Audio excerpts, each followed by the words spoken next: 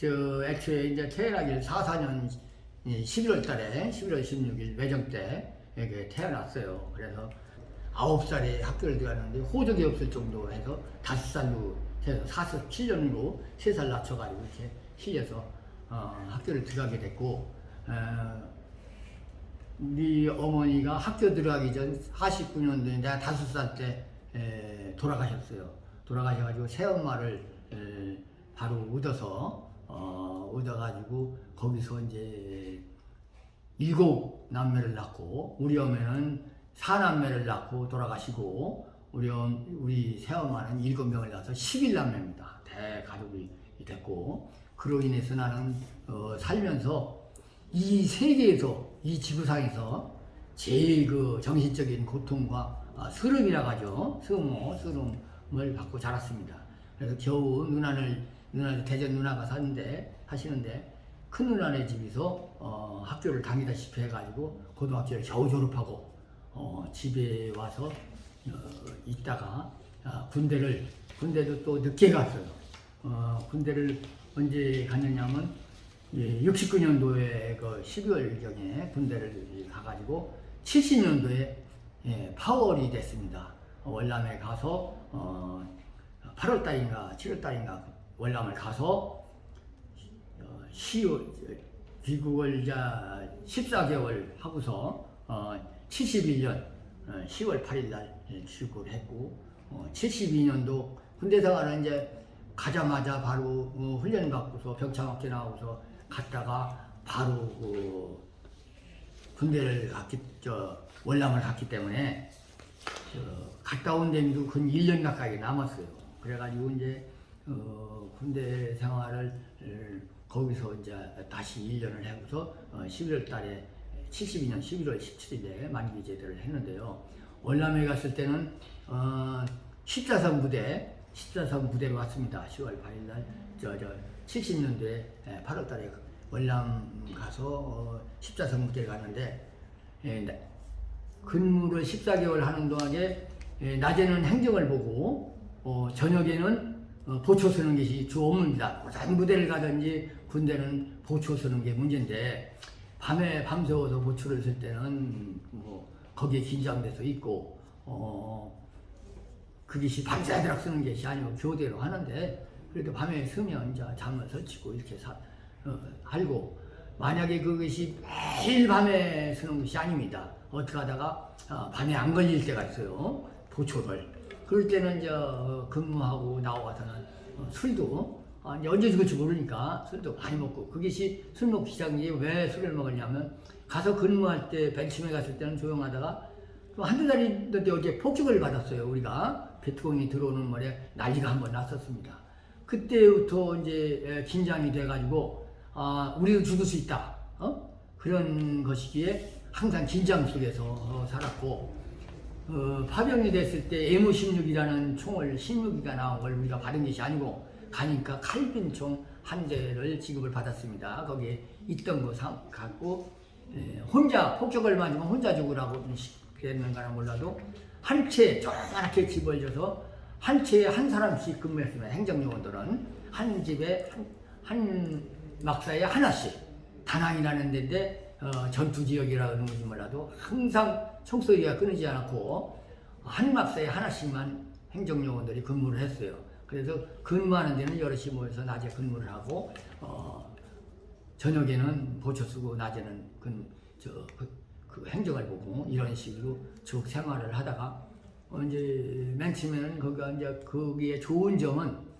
전투 지역인지는 몰라도 기합이라는 게 없고, 자기 할로서만 하면, 그러고 거기 가면 자기 본연의 업무, 보초는 보초를 그 시간에 쓰지 않으면 벌을 받고, 그렇게 보초 안 쓰는 수도 없지만은 자기 명령에 뭐를 하라고 했을 때 안 했을 때 벌을 받는 것이지, 안 할 수도 없고, 전쟁터니까 시키는 대로 하기 때문에 벌도 없고 때리는 게 없고, 좀 피곤해서 들어놓으면 위로를 해주지, 쫄병이 들어놓았다고 병이 났다고 때리는 거 가는 건 없습니다. 그 한 가지가 월남전에 가서는 좋았고, 그런데 언제 죽을지 모른다는 그런 각박함, 그 긴장감, 이것 때문에 항시 불안한 생활을 하고 14일간에 와서 14개월 된 다음에 귀국을 했습니다.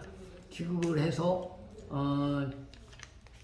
1년 기간이 남았기 때문에 그 기간 동안에 이제 그 유격 훈련을 받았어요. 제전방에 철책선에 들어가야 된다고 훈련을 받는데 유격 훈련을 받고 나고서 한 5, 6개월 정도 한 것 같아요. 유격 훈련을 무지하게 했어요. 훈련을 무지하게 하고 기합도 무지하게 받고 하여튼 굉장한 스트레스를 받게 생활을 하고 그래서 끝나니까 이제 전방에 들어가려 하니까 철책선에 6개월이 제대 날짜가 안 남아서 철책선에는 못 들어가고 철책선 안에 근무는 못 들어가고 그 중간에 비밀 부대 얘기하지 말라고 했는데 그런 무대명은 개성 부대라든가 뭐 그래서 그 비밀 부대에 들어가 있었습니다. 그래서 거기서 낮에는 이제 나무하고 일단 집이 저 있는데 산나등에 낮에는 나무한다든지 빗자루를 깎는다든지 뭐 다른 걸 하고 청소를 한다든지 이렇게 하고 저녁에는 근무입니다. 보초. 그것도 월남전에서 보초 쓴 것 같이 긴장을 많이 줘요. 간첩이 넘어온다고 지키는 거니까. 그래서 그 생활을 하고서 제대를 했습니다. 제대를 하니까 정말로 뭐 날아갈 것 없고 뜨거워. 이 세상이 다 내 거 같은데 나올 때는. 근데 새엄마의 그늘에서 살았기 때문에 오자마자 와서 취직이 된 것도 아니고 그래서 이제 몸도 이제 군대 갔다 와서 이제 몸도 그렇게 튼튼한 척은 아니어도 하여튼 군대 가서 튼튼해졌지요도 가기 전보다. 그래서 이제 72년도에 제대를 하고 75년도 12월 5일 날 결혼식을 해서 85년 결혼해서 면석이를 했습니다. 면석이를 나와서 지금 같으면 면석이 못 들어가요. 글이 짧아서. 그전에는 40점 과락에 60점 이상 평균만 되면 들어갔어요. 그럼 무조건 합격이요. 그래서 면석이를 생활을 했고 면석이 생활하다가 85년도에 3월 달에 아버지가 돌아가셨어요. 그러고 이제 그러다 보니까 뭐라고 할까 아버지 돌아가시고 나니까 나 혼자 살게 되죠. 새엄마는 자식 따라 가고 이제 아버지 병에 들으시니까 새엄마가 이제 자식한테 간다고 하고 아버지를 제가 모셨어요. 그래 면석이 하면서 모시고 있다가 이제 우리 아들 낳아가지고 9살 정도 됐을 때 큰 아들이 딸은 이제 11살인가 되고 그때 85년도에